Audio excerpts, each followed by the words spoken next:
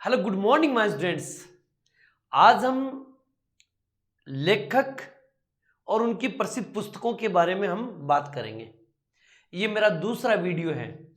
अगर ये बच्चा पहली बार आप मेरा ये वीडियो देख रहे हो तो आपसे रिक्वेस्ट है, प्रमुख पुस्तक और उनके लेखक उनका पहला भाग जरूर देख लीजिएगा।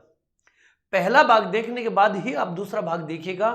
बड़ा ही इंपॉर्टेंट और बड़ा जबरदस्त टॉपिक है बेटा जी। तो चलिए इसके बारे में हम पढ़ाएं। उससे पहले आप हेडिंग लिख लो, प्रसिद्ध कवि या लेखक और उनकी रचनाएं। चलिए हम करते हैं स्टार्ट। ओके बेटा, चलिए।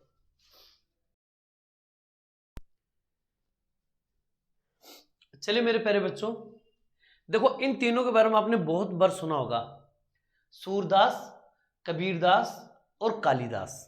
ठीक है ना। अब सुनो मेरी बात को ध्यान से, ठीक है ना। कालिदास में शायद काली ऐसा आएगा भाई, कालिदास, ठीक है ना। तो इन तीनों के बारे में आपने बहुत सुना होगा। तीनों की प्रमुख प्रमुख रचनाओं को याद कर लीजिएगा, बहुत बार एग्जाम में प्रश्न पूछे जाते हैं। सूरदास की एक बहुत फेमस है जिसका नाम है सूर सागर। याद रखना, सूरदास की रचना क्या नाम है? सूर सागर। एग्जाम में प्रश्न आएगा सूर सागर के लेखक कौन है, यह सूर सागर की पुस्तक की रचना किसने की थी? तो याद रखना सूरदास ने। क्लियर। एक कबीरदास जी की है बीजक। याद रख लेना, ये एग्जाम में प्रश्न आया था। बीजक के लेखक कौन है या रचनाकार कौन है? तो क्या बोलेंगे? Kabirdas. Kalidas, very very important, याद कर लेना। कालिदास की एक तो याद रखना कुमार संभव, कुमार संभव एक तो याद कर लीजिए, वेरी वेरी इंपॉर्टेंट। एक कभी नाम सुना होगा मेघदूत, मेघदूत भी इंपॉर्टेंट है। एक रघुवंश,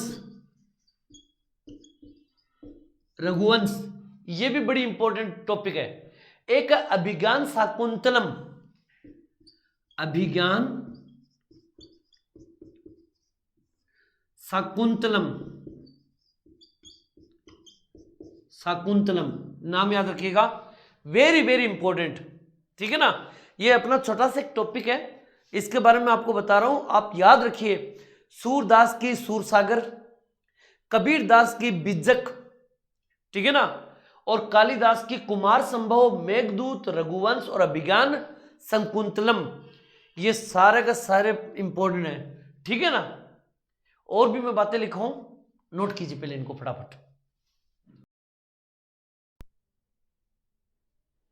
अब देखो मेरे प्यारे बच्चों, ये भी फेमस प्रेमचंद का नाम सुना होगा आपने, रविंद्रनाथ टैगोर का, बंकिम चंद्र चटर्जी, हरिवंश राय बच्चन, मैथिली सेनगुप्त, ये फेमस कवि रहे हैं। ठीक है ना। इनकी कुछ एक रचनाएं जो बहुत फेमस हुई हैं उनको याद रखो। जैसे प्रेमचंद, प्रेमचंद की कविताएं जो रचनाएं हैं वो देखो।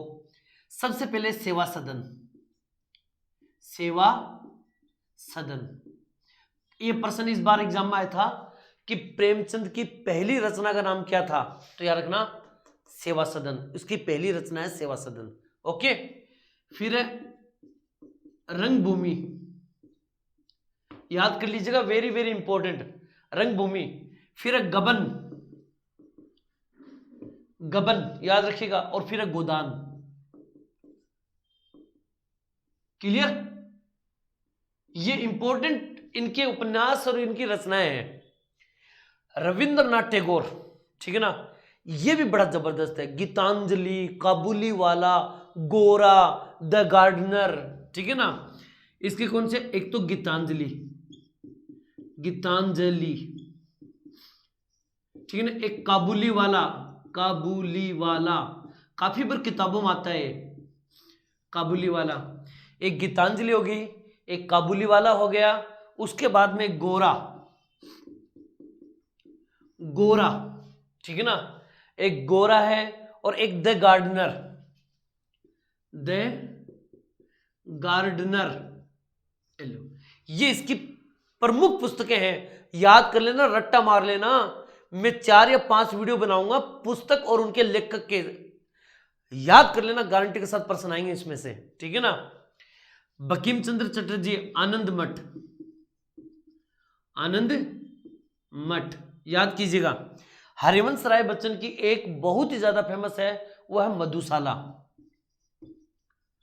मधुशाला याद रखना, मधुशाला। और मैथिलीशरण गुप्त की भी एक रचना भारत भारती, याद रखना, Bharat Bharati, very very important भाई, याद रखिएगा। क्लियर? ये था अपना एक छोटा सा टॉपिक, जो प्रमुख लेखक उनकी मेन रचनाएं थी। ये मेरा पुस्तक और उनके लेखक का दूसरा पार्ट था। कौन सा पार्ट है?